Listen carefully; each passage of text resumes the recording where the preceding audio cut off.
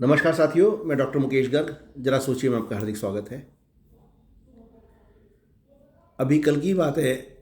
कल से मतलब मेरा पिछली जनवरी से पहले, जनवरी 2025 से पहले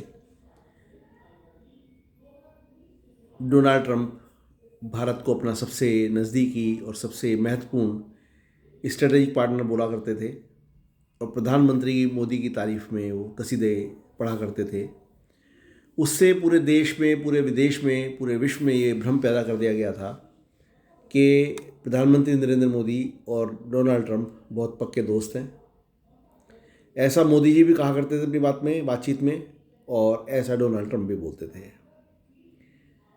लेकिन फिर ऐसा क्या हुआ कि अचानक से डोनाल्ड ट्रंप भारत के विरुद्ध हो गए, और इस कदर विरुद्ध हो गए कि उन्होंने रूस से तेल आयात करने के नाम पर भारत पर 25% अतिरिक्त टैरिफ लगाया और 25% का पैनल टैरिफ लगाकर भारत से आयात किए जाने वाले, अमेरिका के अंदर आयात किए जाने वाले सभी उत्पादों को डिस्टर्ब करने का प्रयास किया, भारत को आर्थिक रूप से तोड़ने का प्रयास किया।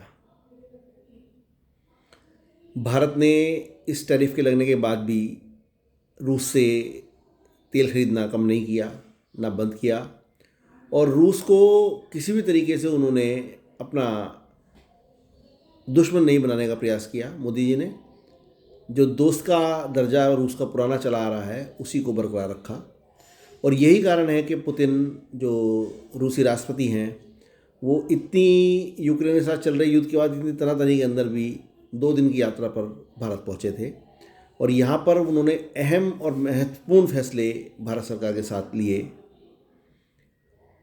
मैं ये मानता हूँ कि नेहरू जी के समय से, जब से रूस को भारत ने अपना दोस्त माना था या रूस ने भारत को अपना दोस्त माना था, तब से अब तक रूस के साथ दोस्ती में कहीं भी कोई कमी भारत सरकार की ओर से नहीं आई है, ना ही रूस की तरफ से आई है।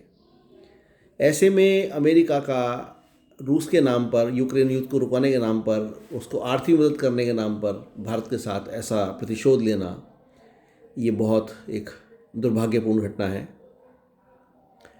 भारत की अर्थव्यवस्था जो तेज़ी से बढ़ती हुई अर्थव्यवस्था है और विश्व की चौथी अर्थव्यवस्था बन चुकी है, और अगले 1 साल के अंदर अंदर विश्व की तीसरी अर्थव्यवस्था बन जाएगी।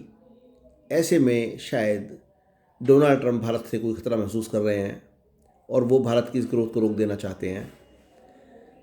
उनके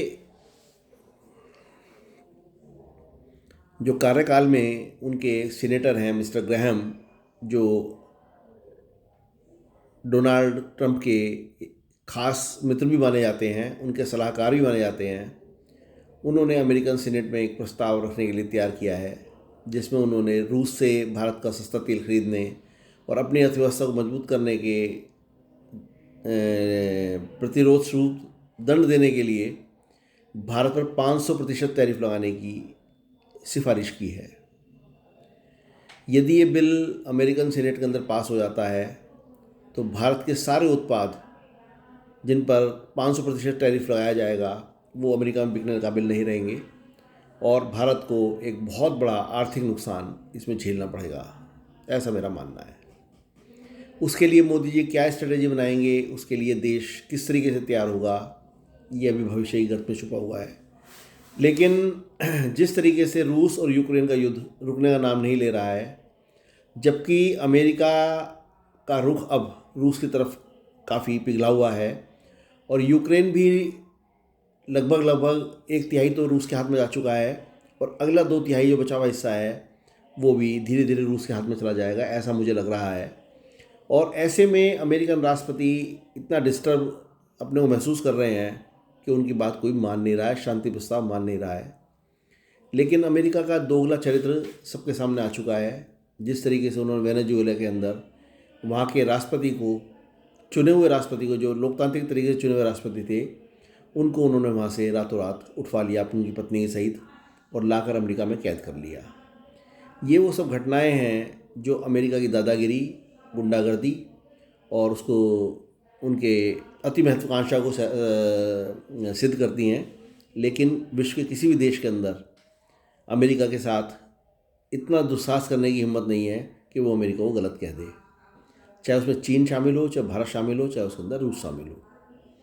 कुल मिलाकर अमेरिका की दादागिरी भारत के ऊपर चल रही है और अमेरिका पूरी तरीके से भारतीय अर्थव्यवस्था को डुबो देना चाहता है। ज़रा सोचिए। साथ ही यदि आपको मेरे विचार उचित लगे तो कृपया मेरे चैनल को लाइक कीजिए, शेयर कीजिए और सब्सक्राइब कीजिए। धन्यवाद।